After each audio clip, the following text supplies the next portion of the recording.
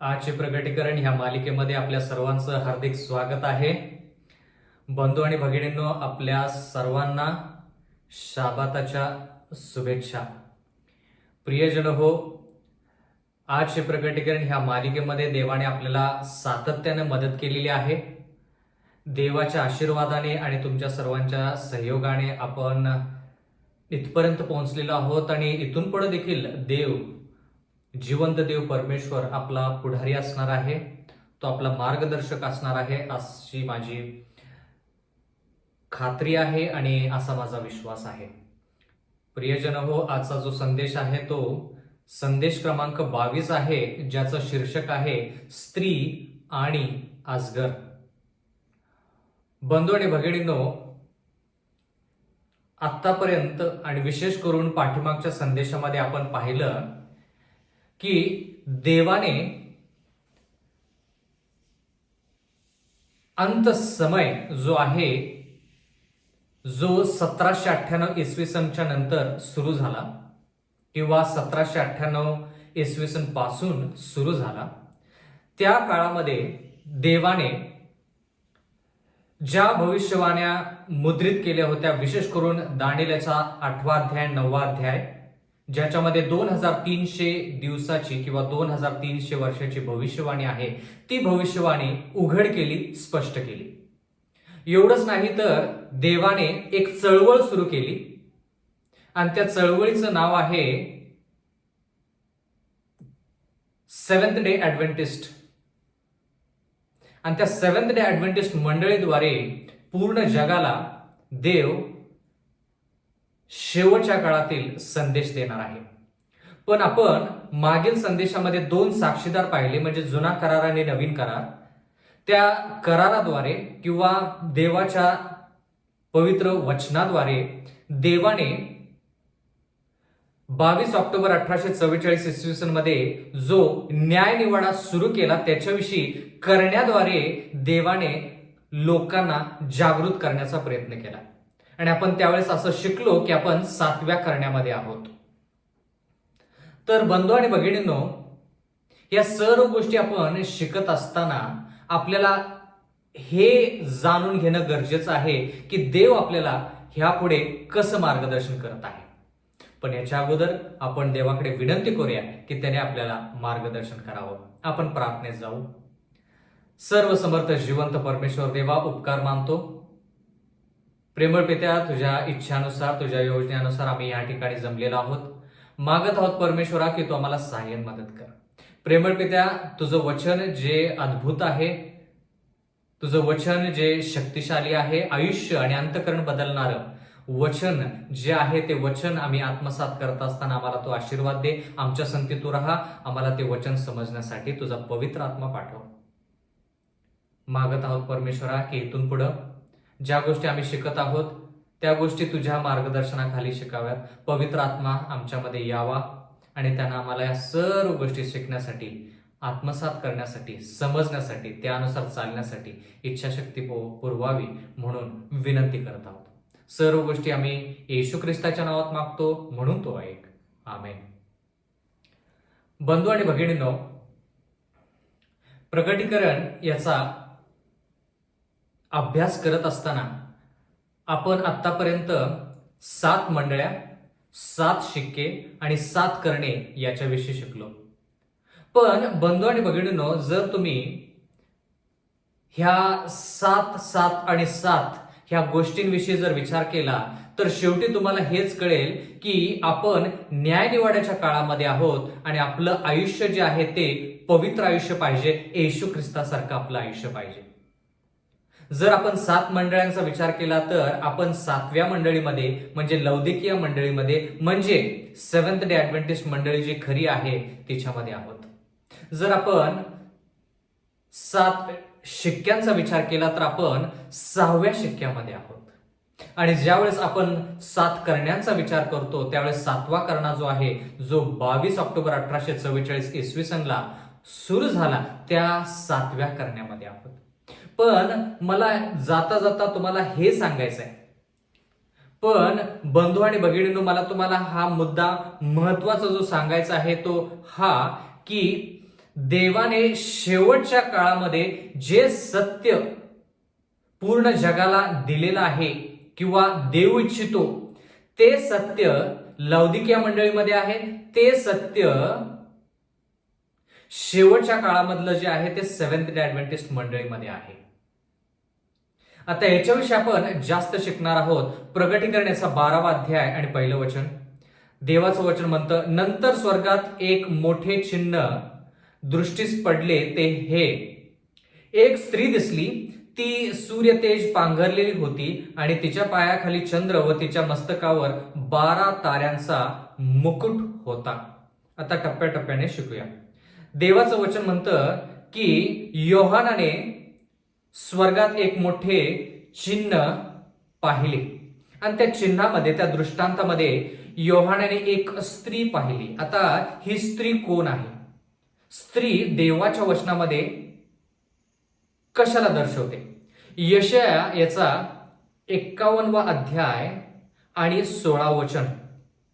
यशाया 51, 16 वचन असं देवाचं वचन म्हणतं, मी आकाशाची स्थापना करावी, पृथ्वीचा पाया घालावा व तू माझी प्रजा आहेस असे सियोनेस म्हणावे, म्हणून मी आपली वचने त्याच्या मुखात घातली, आपल्या हाताची छाया मी तुझ्यावर केली. देवाचं वचन म्हणतं की देवाच्या प्रजेला सियोन असे म्हणावे असे देवाची इच्छा आहे. म्हणजे सियोन हा शब्द जो आहे, हा शब्द देवाच्या प्रजेला दर्शवतो. म्हणजे सियोन जरी स्त्रीचं नाव असलं तर त्या स्त्रीचं नाव सियोन जी आहे ती देवाची प्रजा आहे. कारण की ह्या ठिकाणी योहानानं दृष्टांतामध्ये स्त्री पाहिली. आता ती स्त्री काय आहे याच्याविषयी आपण शिकत आहोत. इपिस्करास पत्र्याचा 5वा अध्याय 23वा वचन. स्त्री किंवा महिला ही कोणाला दर्शवते?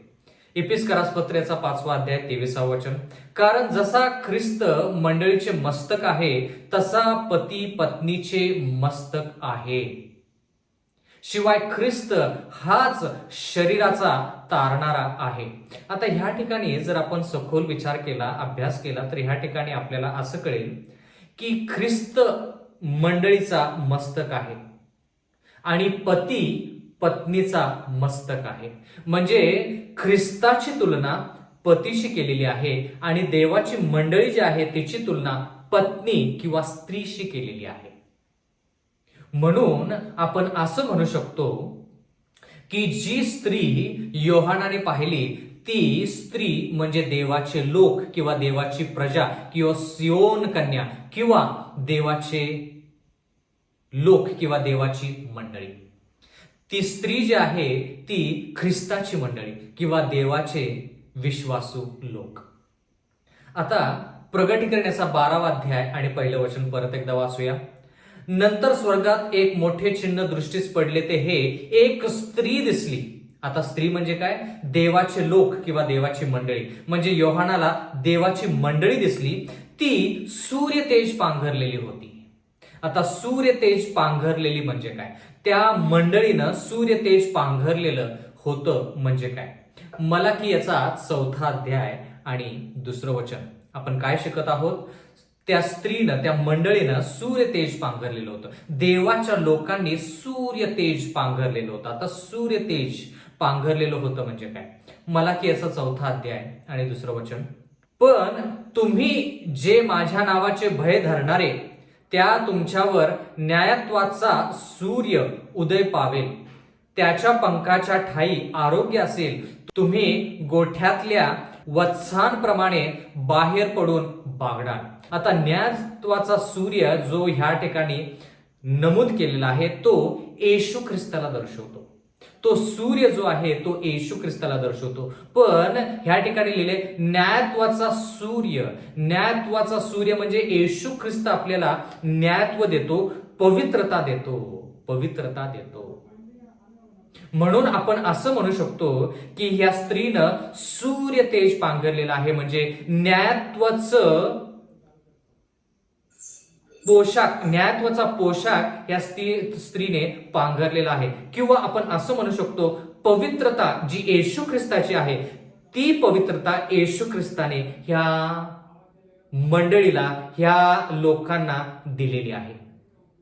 हे जाणून घेणं फार गरजेचं आहे. कारण की या स्त्रीनं म्हणजे ह्या मंडळीनं सूर्यतेज पांघरलेलं आहे. सूर्यतेज म्हणजे देवाचं नायत्व किंवा येशू ख्रिस्ताचं पवित्रता जी आहे ती पवित्रता ह्या मंडळीमध्ये आहे.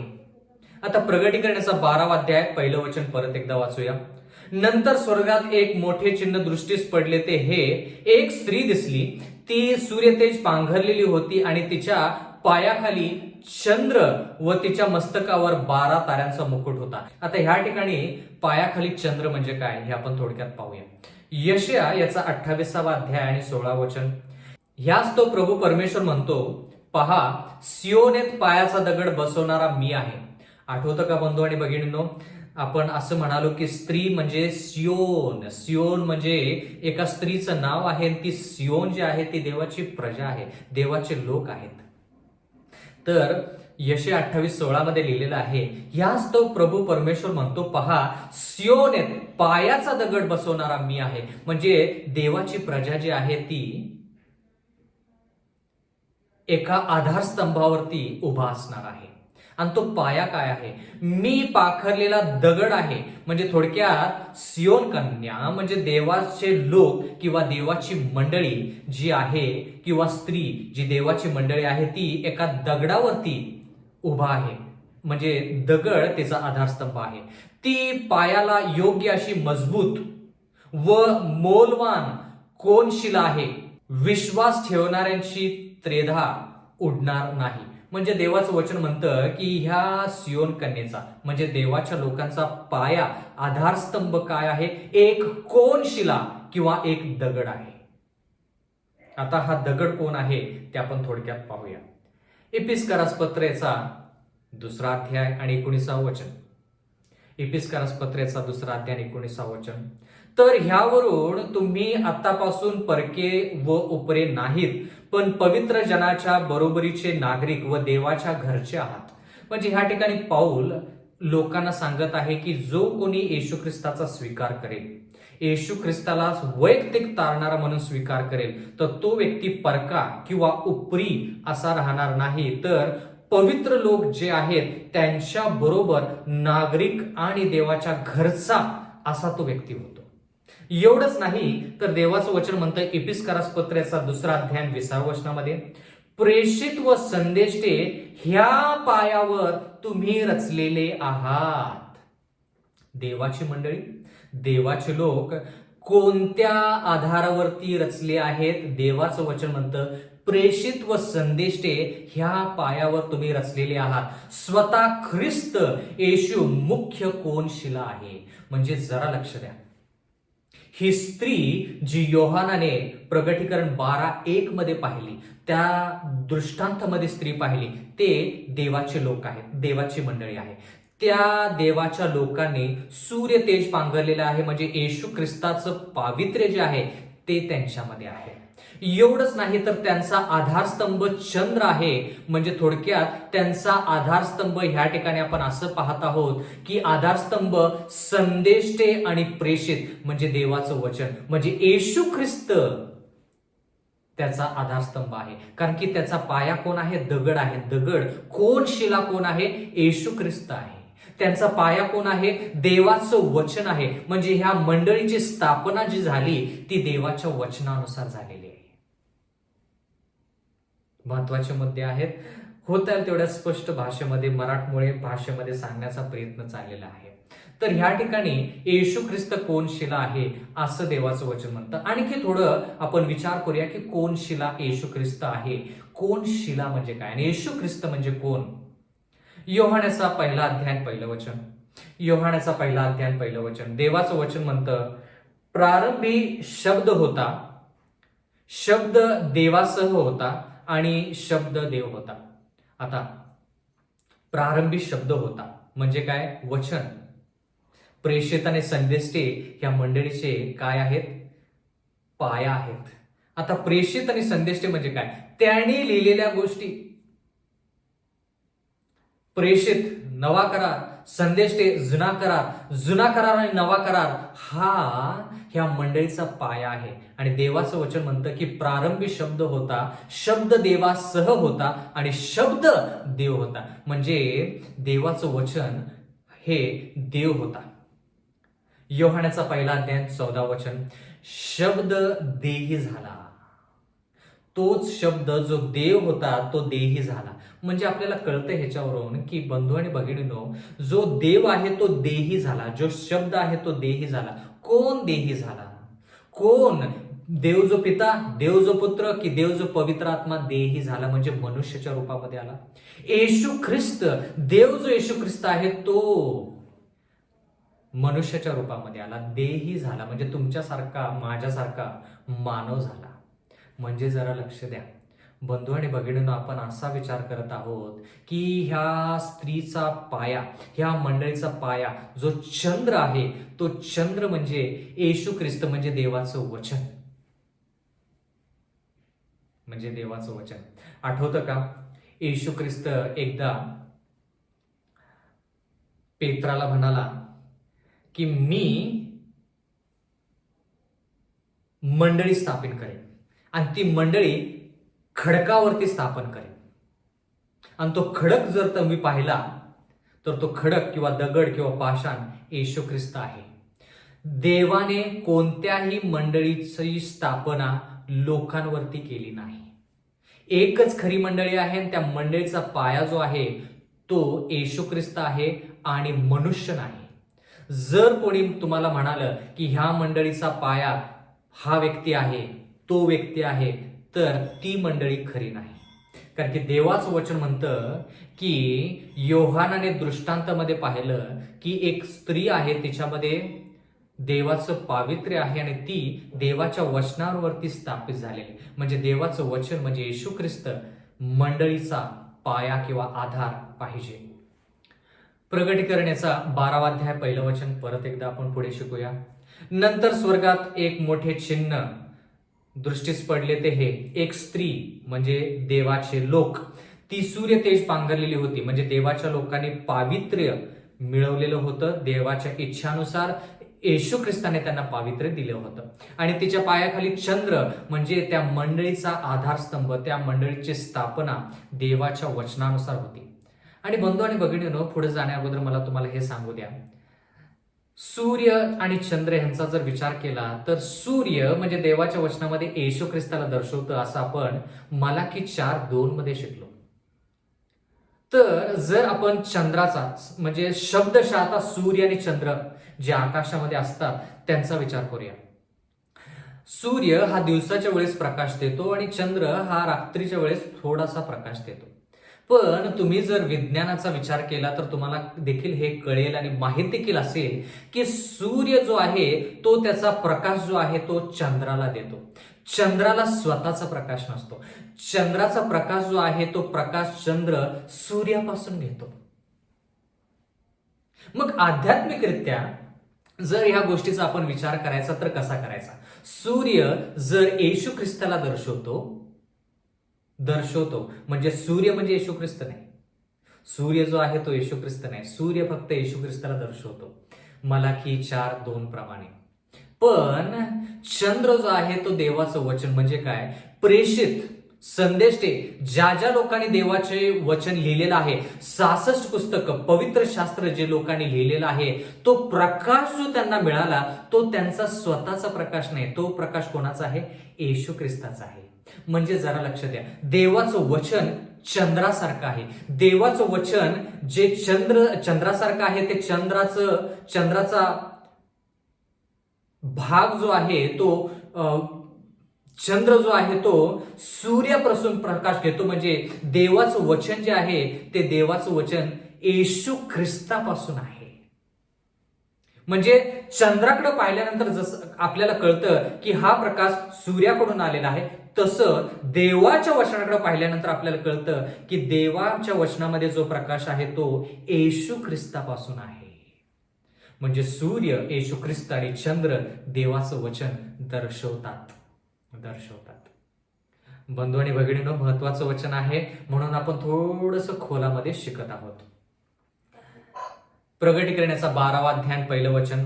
नंतर स्वर्गात एक मोठे चिन्ह दृष्टीस पडले, ते हे एक स्त्री दिसली, देवाची मंडळी. ती सूर्यतेज पांघरलेली होती, म्हणजे पवित्रता येशू ख्रिस्ताची त्याच्यामध्ये त्या मंडळीमध्ये होती. आणि तिच्या पायाखाली चंद्र, म्हणजे त्या मंडळीची स्थापना देवाच्या वचनानुसार झाली होती. आणि तिच्या मस्तकावर 12 ताऱ्यांचा मुकुट होता. आणि त्या मंडळीच्या मस्तकावर, त्या स्त्रीच्या मस्तकावर, डोक्यावरती 12 ताऱ्यांचा मुकुट होता. आता 12 ताऱ्यांचा मुकुट म्हणजे काय ते आपण थोडक्यात पाहूया. तारा हे कशाला दर्शवतं? ह्याच्या अगोदर देखील आपण तारा म्हणजे काय हे पाहिलं होतं. ज्यावेळेस आपण 7 मंडळींचा विचार केला बंधू आणि भगिनींनो, त्यावेळेस प्रभात तारा याच्याविषयी आपण शिकलो. आणि त्यावेळेस प्रभात तारा म्हणजे जॉन विक्लिफ असं आपण म्हणालो. तर ह्या ठिकाणी तारा म्हणजे कोण ते आपण पाहूया. दानिएलचा 12वा अध्याय आणि 3रं वचन. दानिएलचा 12वा अध्याय आणि 3रं वचन. ह्या ठिकाणी आपण असं पाहणार आहोत की तारा म्हणजे काय. जे सुज्ञ असतील ते अंतराळाच्या प्रकाशासारखे झळकतील. जे सुज्ञ म्हणजे कोण? बंधू आणि भगिनींनो, सुज्ञ म्हणजे जे देवाच्या वचनानुसार चालतात. देवाचं वचन फक्त त्यांना माहित नाही, तर ते देवाचं वचन माहित आहे आणि देवाच्या वचनानुसार चालणाऱ्यांना सुज्ञ असं म्हटलेलं आहे. त्याच्या उलट काय? मूर्ख. जर तुम्ही नीतिसूत्रेचं पुस्तक वाचलं तर त्याच्यामध्ये सुज्ञ म्हणजे जो देवाच्या इच्छानुसार चालतो तो.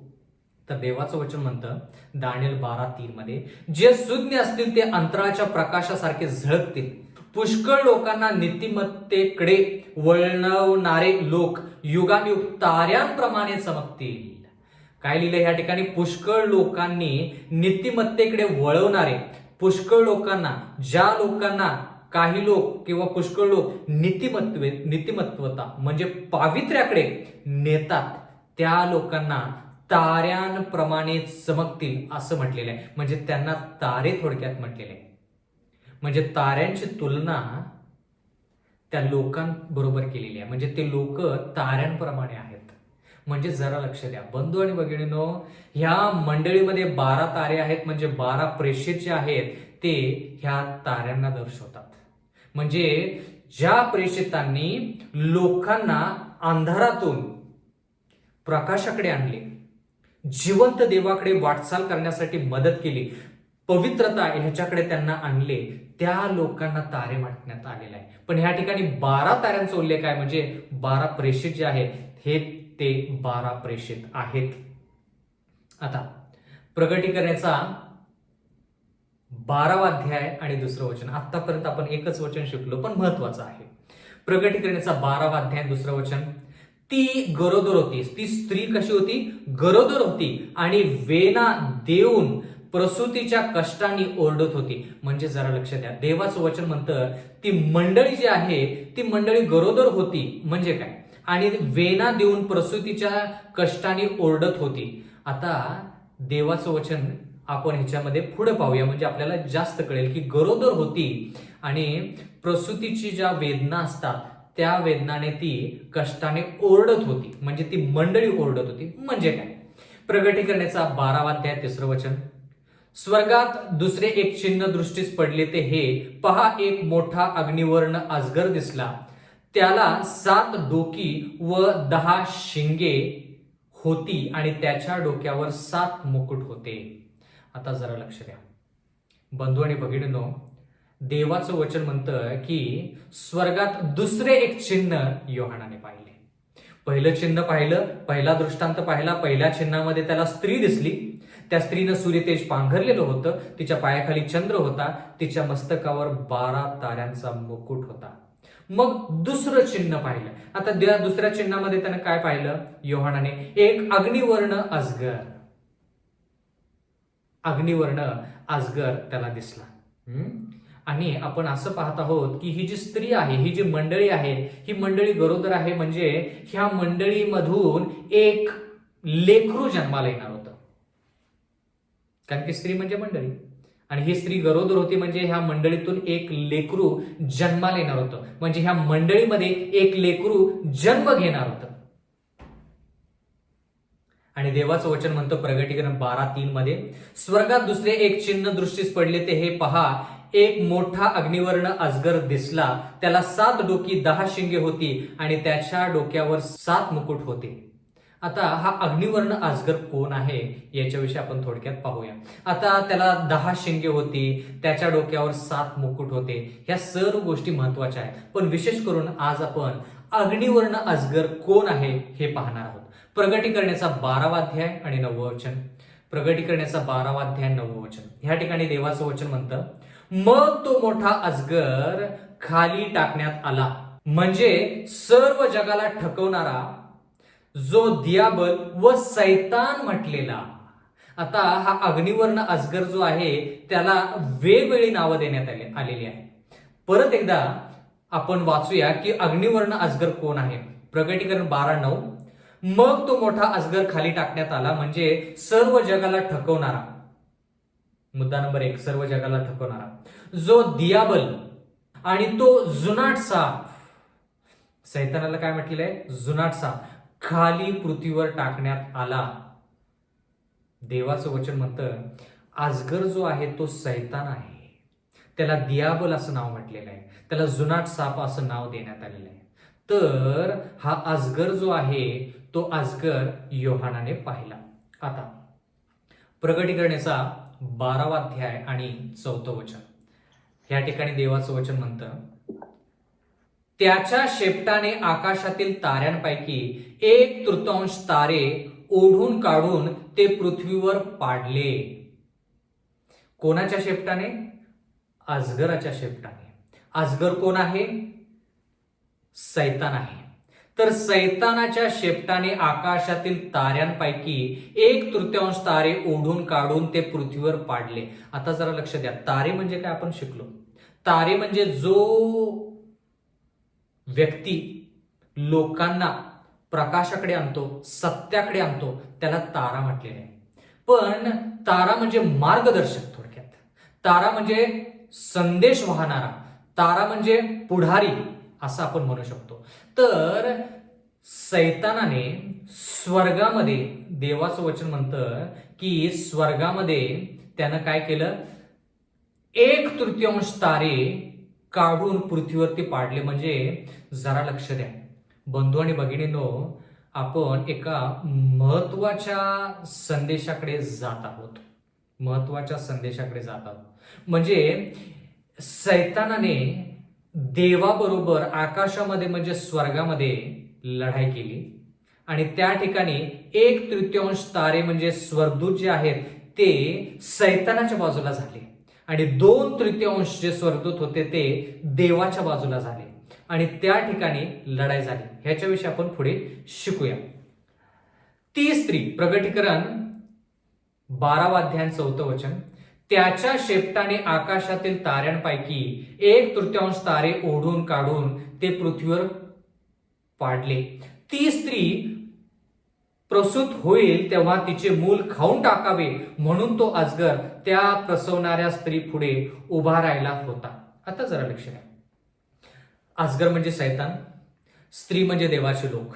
आता ह्या स्त्रीच्या पोटी एक मूल जन्माला येणार होतं, म्हणजे ह्या मंडळीमध्ये एक लेकरू जन्माला येणार होतं आणि देवाचं वचन म्हणतं की ते लेकरू ह्या मंडळीमध्ये आलं की लगेच अजगराची योजना अशी होती की ते लेकरू जन्माला आलं की त्या लेकराला काय करायचं? वधायचं. आता अजगर म्हणजे सैतान ह्या लेकराला का वधणार होता?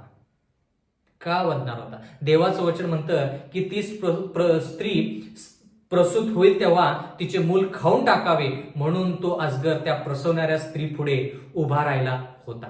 आता जरा लक्ष द्या, आपण असं शिकत आहोत की देवाच्या लोकांमध्ये एक लेकरू जन्माला येणार होतं आणि ते लेकरू जे आहे ते लेकरू खाऊन टाकावं. म्हणजे सैतान जो आहे त्या लेकराच्या विरोधात होता. त्या लेकराच्या विरोधात का होता हेही आपण पाहणार आहोत. पण देवाचं वचन म्हणतं की लेकराच्या विरोधात होता. म्हणजे काय आपण थोडक्यात पाहूया. मत्तय याचा 2रा अध्याय आणि 1लं वचन. मत्तय याचा 2रा अध्याय आणि 1लं वचन.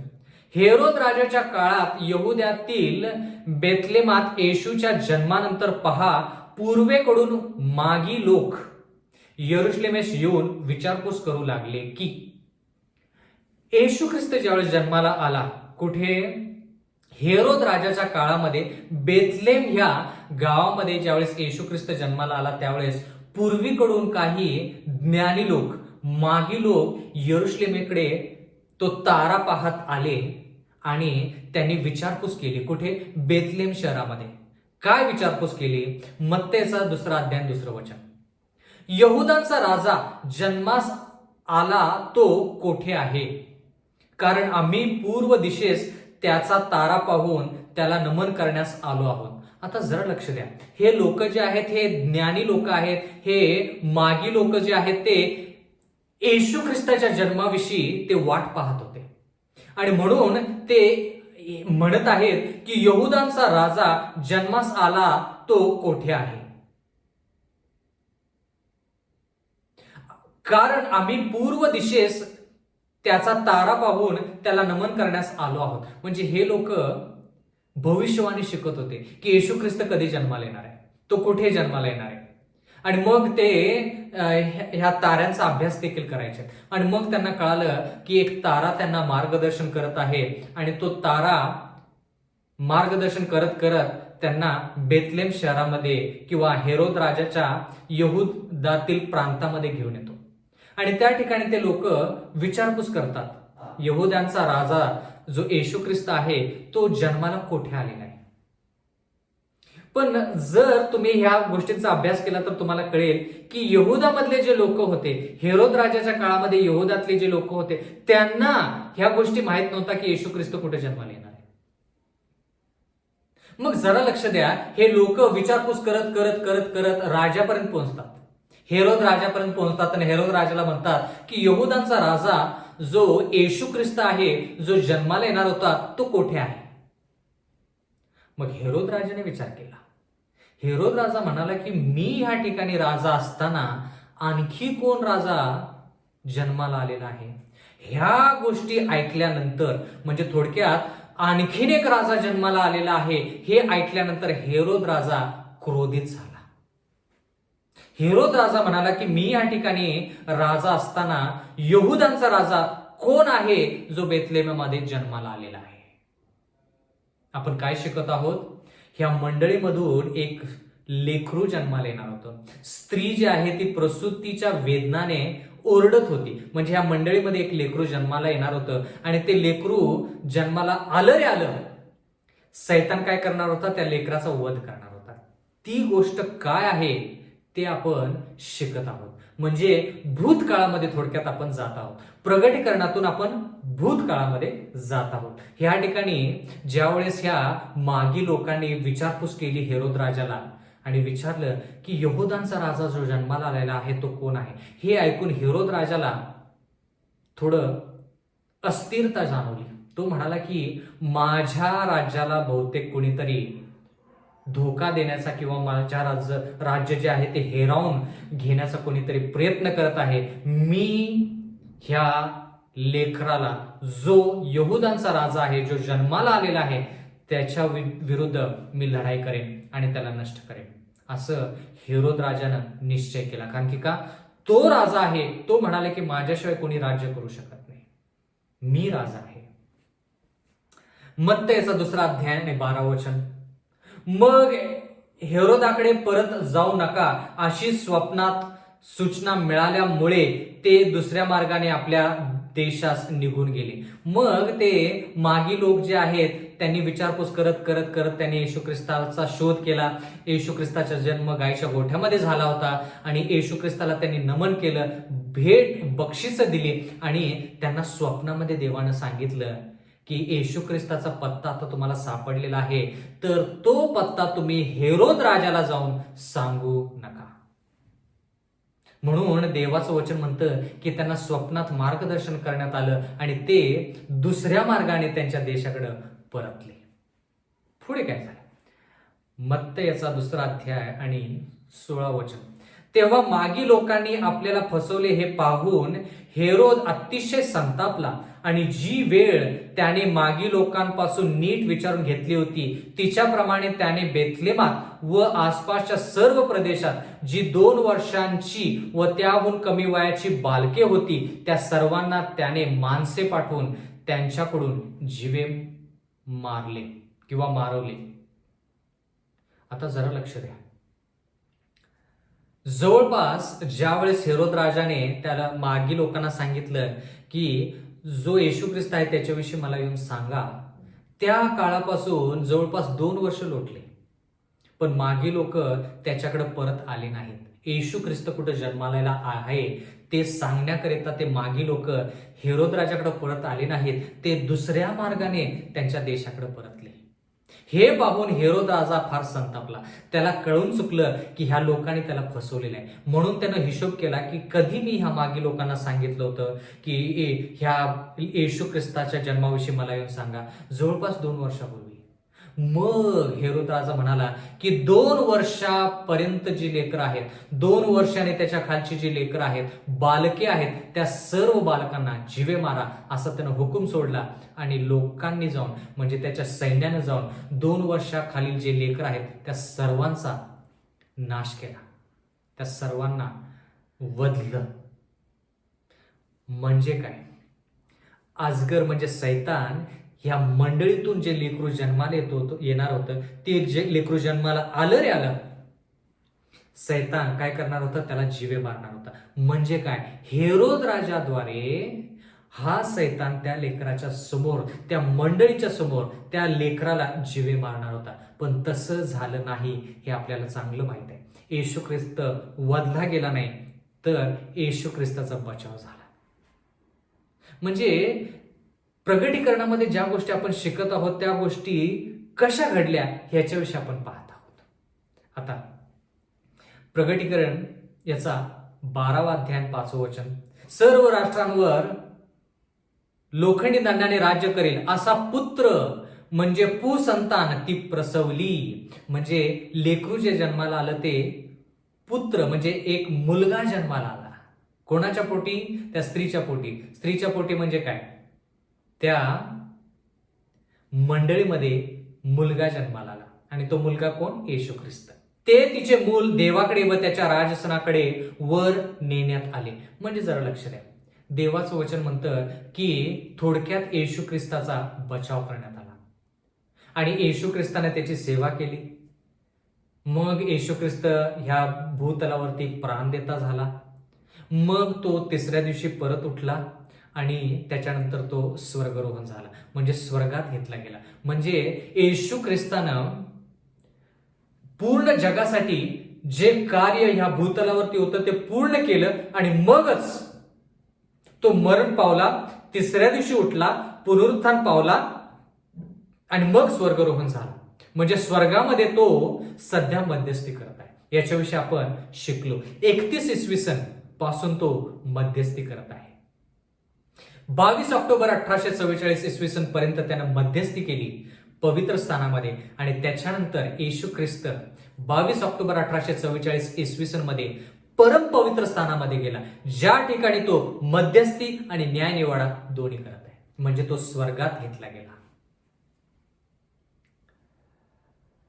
प्रगटीकरण याचा 12वा अध्याय 5वं वचन, देवाचं वचन म्हणतं, सर्व राष्ट्रांवर लोखंडी दंडाने राज्य करेल असा पुत्र म्हणजे पुसंतान ती प्रसवली. आता लोखंड दंडाने राज्य करेल असा पुसंतान म्हणजे कोण? त्याच्याविषयी आपण थोडा विचार करूया. आपण शिकलेलो आहोत पण परत आणि थोडा त्याच्यावरती आणखी जास्त विचार करूया. प्रगटीकरण याचा 19वा अध्याय आणि 13व वचन, रक्तात बुचकळलेले वस्त्र त्याने अंगावर घेतले होते आणि देवाचा शब्द हे नाव त्याला देण्यात आले होते. आता रक्तात बुचकळलेलं वस्त्र जे आहेत ते एका व्यक्तीनं पांघरले होते आणि देवाचा शब्द हे त्याचे नाव होते. आता देवाचा शब्द म्हणजे कोण हे आपल्याला चांगलं माहिती आहे. पुढे प्रगटीकरणाचा 19वा अध्याय आणि 14व वचन, स्वर्गातील सैन्य पांढऱ्या घोड्यावर बसून पांढरी व शुद्ध अशी तागाची तलम वस्त्रे अंगावर घालून त्याच्या मागे चालत होती. म्हणजे ह्या व्यक्तीच्या पाठीमागे ज्याचं नाव देवाचा शब्द आहे, ज्यानं रक्तात बुचकळलेले वस्त्र जे आहेत ते स्वतःच्या अंगावरती घातले होते. देवाचं वचन म्हणतं की स्वर्गातील सैन्य त्याच्या पाठीमागे चालत होती. आता कोण त्याच्या पाठीमागे चालत होते? देवाचं वचन म्हणतं की स्वर्गातील सैन्य म्हणजे स्वर्गदूत. मग कोणाच्या पाठीमागे स्वर्गदूत चालत होते? प्रगटीकरणाचा 19वा अध्याय आणि 15वा वचन.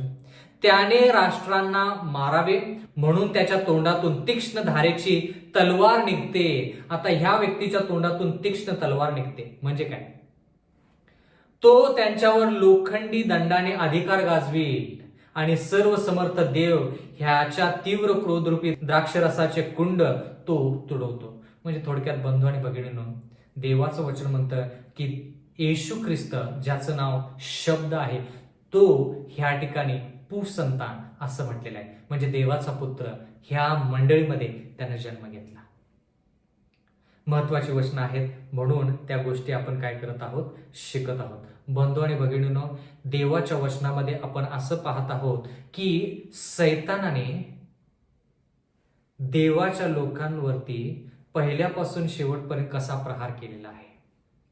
म्हणजे त्याची कदापि इच्छा नाही की देवाचे लोक जे आहेत त्यांनी पूर्ण जगाला सुवार्ता सांगावी. पण आपण कुठपर्यंत पोहोचलेलो आहोत? देवाचे लोक. आता देवाचे लोक आपण ह्याचा जर विचार केला तर पहिल्यापासून शेवटपर्यंत आपण जर पाहिलं तर देवाचे लोक कसे आहेत हे आपल्याला कळेल. आणि देवाचे लोक जे आहेत ते देवाच्या वचनानुसार चालणारे आहेत. मग ते जुन्या करारामध्ये असू दे किंवा नवीन करारामध्ये असू दे, देवाचे लोक जे आहेत ते येशू ख्रिस्त त्यांचा कोण शिला आहे, देवाचं वचन, नवीन करार, जुना करार या दोन्ही करारांचा वापर करून त्या मंडळींची स्थापना झालेली आहे. पण जर जुना करारामधल्या मंडळी असतील किंवा देवाचे लोक असतील तर जेवढे पुस्तक जुन्या करारामध्ये आहेत किंवा जेवढं वचन देवाचं त्यांना प्राप्त झालं त्यानुसार ते चालत राहिले. मग ते इस्रायल लोक असू देत, जे मिसर देशातून बाहेर पडले, जे जंगलामध्ये होते, मग त्याच्यानंतर ते यरुशलेममध्ये स्थायिक झाले, मग त्याच्यानंतर येशू ख्रिस्त त्या ठिकाणी आला, मग त्याच्यानंतर खूप मंडळ्या स्थापन झाल्या, याच्याविषयी आपण शिकलो. तर सांगायचं तात्पर्य हे बंधू आणि भगिनींनो की देवाच्या वचनामध्ये आपण असं पाहत आहोत की सैतान जो आहे तो येशू ख्रिस्ताच्या पाठीमागे आहे, त्या मंडळीच्या पाठीमागे आहे. या ठिकाणी देवाच्या वचनामध्ये लिहिले, प्रगटीकरणाचा 19वा अध्याय 16 वचन. त्याच्या वस्त्रावर, म्हणजे ज्याचे वस्त्र रक्तात बुचकळलेले आहेत आणि त्यानं ते अंगावर घेतलेलं आहे, एवढंच नाही तर त्याच्या पाठीमागून आकाशातील म्हणजे स्वर्गातील सैन्य घोड्यावर बसून वाटचाल करतं. एवढंच नाही तर त्यानं साखळदंडाने अधिकार गाजवावा. त्याच्या तोंडातून तीक्ष्ण दुधारी तलवार म्हणजे देवाचे शब्द निघतात. तो कोण आहे? प्रगटीकरण 19:16. त्याच्या वस्त्रावर व त्याच्या मांडीवर राजांचा राजा आणि प्रभूंचा प्रभू हे नाव लिहिलेलं आहे. राजांचा राजा आणि प्रभूंचा प्रभू असे नाव लिहिलेलं आहे. बंधू आणि भगिनींनो, देवाच्या वचनामध्ये असं लिहिलेलं आहे की तो येशू ख्रिस्त आहे. पुसंतान जो ह्या मंडळीमधून जन्माला आला तो येशू ख्रिस्त आहे. जर आपण येशू या शब्दाचा अर्थ वाचला तर मत्तय याच्या पहिल्या अध्यायामध्ये आणि विशेष करून 21व्या वचनामध्ये आपण असं पाहतो की येशू म्हणजे पापापासून तारणारा. पापापासून तारणारा म्हणजे येशू ख्रिस्त कोणाचंही तारण पापामध्ये करू शकत नाही. येशू ख्रिस्त कोणाचंही तारण, पापमय जीवन जर व्यक्ती जगत असेल तर त्याला तारण नाही. येशू ख्रिस्त त्याला पापापासून मुक्त करतो आणि मग त्याला तारणाचा मार्ग दाखवतो किंवा त्याला तारण प्राप्त होतं, मग त्याला तारण प्राप्त होतं. आणि मत्तई 1:23 मध्ये लिहिलेलं आहे की येशू ख्रिस्ताला दुसरं नाव आहे इमॅन्युअल. इमॅन्युअल म्हणजे आम्हा बरोबर देव. बंधू आणि भगिनींनो, जर आपल्या अंतःकरणामध्ये पाप असेल तर त्या अंतःकरणामध्ये देव राहू शकत नाही. म्हणून आपल्याला येशू ख्रिस्त आणि इमॅन्युअल हे येशू ख्रिस्ताचे जे दोन नावं आहेत ह्या दोन्ही नावांचा विचार केला पाहिजे. कारण की येशू ख्रिस्ताचा जन्म ज्यावेळी झाला त्यावेळेस येशू म्हणजे पापापासून तारणारा आणि इमॅन्युअल म्हणजे आम्हा बरोबर देव. म्हणजे जर आपण देवासंगती पाहिजे तर आपण पापापासून मुक्त झालं पाहिजे. सैतानाची कदापि इच्छा नाही, त्या अजगराची, त्या जुनाट साप दियाबल, जगाला ठकवणारा, त्याची कदापि इच्छा नाही की लोकांना सार्वकालिक जीवन मिळावं. आणि म्हणून त्यानं येशू ख्रिस्ताच्या विरुद्ध लढाई केली. येशू ख्रिस्त जन्माला आला रे आला, त्याला जीवे मारण्याचा प्रयत्न पुरेपूर सैतानाने केला. पण देव जो पिता आहे, तो देव जो पिता सैतानापेक्षा शक्तिशाली आहे, सैतानापेक्षा हुशार आहे. आणि म्हणून देव जो पिता आहे त्यानं येशू ख्रिस्ताची मदत केली आणि येशू ख्रिस्ताला वाचवलं. प्रगटीकरणाचा 12वा अध्याय 6वं वचन. ती स्त्री रानात पळून गेली, तिथे तिचे 1260 दिवस पोषण व्हावे म्हणून देवाने तयार केलेले असे तिचे एक ठिकाण आहे. आता जरा लक्ष द्या, देवाच्या वचनामध्ये आपण असं पाहत आहोत की ही स्त्री म्हणजे कोण? देवाचे लोक रानात पळून गेले, तिथे तिचे 1260 दिवस पोषण व्हावे म्हणून देवाने तिच्यासाठी एक जागा तयार केली. म्हणजे काय? हे लोक 1260 दिवस म्हणजे 1260 वर्ष रानात पळून गेले, म्हणजे ज्या ठिकाणी लोकवस्ती कमी आहे त्या ठिकाणी. तर 1260 वर्ष, 42 महिने, एक काळ, 2 काळ, अर्धा काळ, याच्याविषयी आपण खूप खूप शिकलेलो आहोत. 1260 वर्ष म्हणजे बंधू आणि भगिनींनो 538 इसवी सन पासून 1798 इसवी सन पर्यंत 1260 वर्ष होतात. 1260 वर्षाचा काळ म्हणजे बंधू आणि भगिनींनो, पोपची जी सत्ता होती, रोमन कॅथलिक मंडळीची जी स्थापना झाली आणि रोमन कॅथलिक मंडळी जी कार्यरत राहिली ते 1260 वर्षासाठी. त्याच्यानंतर त्या 1260 वर्षानंतर तिला प्राणघातक घाव किंवा पोपची सत्ता थोड्या काळासाठी निघून गेली. पण ते 1260 वर्ष जे ह्या ठिकाणी नमूद केलेले आहेत, ज्या ठिकाणी लोक रानात पळून गेले. रानात पळून गेले म्हणजे काय? त्यांनी छळ जो त्यांचा होत होता त्या छळापासून दूर निघून गेले, ज्या ठिकाणी त्यांना स्वातंत्र्य मिळेल, ज्या ठिकाणी लोकवस्ती कमी आहे, ज्या ठिकाणी पोपची सत्ता त्यांना अडखळण निर्माण करणार नाही आणि ती देवाची मंडळी जी आहे ती निर्भीडपणे स्वातंत्र्याने देवाची उपासना करतील. म्हणून ती मंडळी जी आहे ती रानात पळून गेली. म्हणजे थोडक्यात ज्या ठिकाणी पोपची सत्ता आहे त्या पोपच्या सत्तेपासून दूर निघून गेली. कारण की आपण पाहिलं, थुअतीरा मंडळीविषयी पाहिलं, आपण खूप 1260 वर्षाविषयी शिकलो की रोमन कॅथलिक मंडळीनं खऱ्या ख्रिस्ती लोकांचा खूप छळ केला, खूप लोकांना जीवे मारलं. येशू ख्रिस्त, मी म्हणालो आताच आपण देवाचं वचन शिकलो की येशू ख्रिस्त वर स्वर्गात घेतला गेला. येशू ख्रिस्त स्वर्गरोहण झाल्यानंतर ही मंडळी, तिच्यावरती पोपची सत्ता आली. म्हणजे थोडक्यात येशू ख्रिस्ताच्या काळामध्ये हेरोद राजा रोम, विधर्मी रोमचं राज्य त्याच्या वेळेस होतं. म्हणजे येशू ख्रिस्ताचं कार्य जे होतं ते विधर्मी रोमच्या काळात. मग येशू ख्रिस्त मरण पावला, स्वर्गरोहण झाला. त्याच्यानंतर जी मंडळी त्यानं स्थापन केली ती मंडळी पुढं चालत असताना विधर्मी रोम निघून गेलं आणि आध्यात्मिक रोम 538 इसवी सन मध्ये कार्यरत झालं. आणि त्याच्यामध्ये आपण असं पाहत आहोत बंधू आणि भगिनींनो की 1260 वर्ष पोपच्या सत्तेनं देवाच्या लोकांना खूप छळलं आणि विशेष करून थुअतीरा मंडळीला खूप छळलं. आणि म्हणून ती मंडळी पोपच्या सत्तेचा जो छळ आहे त्याला कंटाळून दूर, ज्या ठिकाणी तिला स्वातंत्र्य मिळेल, ज्या ठिकाणी ती देवाची सेवा आणि देवाची स्तुती आणि भक्ती करेल, अशा ठिकाणी देवाने निवडलेल्या जागेमध्ये ती गेली. म्हणजे उघडपणे देवाची स्तुती आणि भक्ती 1260 वर्षासाठी लोकांनी किंवा देवाच्या लोकांनी केली नाही. जशी स्तुती आणि भक्ती आणि देवाचा जय जयकार तुम्ही आणि मी एक ठिकाणी जमून उघडपणे करतो, तशा प्रकारे त्यांना संधी मिळाली नाही किंवा त्यांना स्वातंत्र्य मिळालं नाही. ज्या वेळेस लोकांनी स्वातंत्र्याचा वापर करून किंवा देवाची स्तुती आणि भक्ती करण्याचा प्रयत्न केला त्यावेळेस पोपच्या सत्तेने त्यांना जीवे मारलं. म्हणून ह्या सर्व गोष्टीला कंटाळून, ह्या छळाला कंटाळून देवाच्या लोकांनी अशा ठिकाणी जाऊन वास्तव्य केलं, ज्या ठिकाणी त्यांना स्वातंत्र्यपणे देवाची स्तुती आणि भक्ती करता येईल. बंधू आणि भगिनींनो, ह्याच्याविषयी आपण जास्त शिकणार आहोत, पण मला तुम्हाला एकच सांगायचं आहे की आज आपण स्त्री म्हणजे देवाची मंडळी आणि सैतान ह्याच्यामधला जो संघर्ष आहे तो संघर्ष आपण पाहिलेला आहे. तो महान संघर्ष काय आहे याच्याविषयी जर तुम्हाला शिकायचं तर येणारा जो संदेश आहे त्या संदेशाचा तुम्ही नक्कीच आस्वाद घ्या. तो संदेश तुम्ही नक्कीच ऐका. तुमच्या ज्ञानामध्ये, तुमच्या आध्यात्मिक जीवनामध्ये नक्कीच संजीवनी घडून येईल असा माझा पूर्ण विश्वास आहे. देव आपणा सर्वांस आशीर्वाद देव. आपण प्रार्थना करूया. स्वर्गातील जिवंत परमेश्वर देवा, उपकार मानतो ही जी संधी तू आम्हाला देव केलेली आहेस. मागत आहोत परमेश्वरा की जे वचन आम्ही शिकलेलो आहोत त्या वचनाद्वारे आम्हाला कळू दे परमेश्वरा की तू आमच्यावरती किती प्रेम करतोस, तू आमची किती काळजी वाहतोस आणि तू शक्तिशाली आहेस, तू ज्ञान संपन्न आहेस. मागत आहोत परमेश्वरा, विनंती करत आहोत की आमच्या सर्वांवरती तुझी कृपादृष्टी व्हावी. आम्ही सर्वांनी तुझी सेवा चाकरी करावी आणि शेवटपर्यंत तुझ्या विश्वासामध्ये राहावं. परमेश्वरा, सदोदित आमच्या पायाखाली आमचा आधारस्तंभ जो आहे तो येशू ख्रिस्त असावा.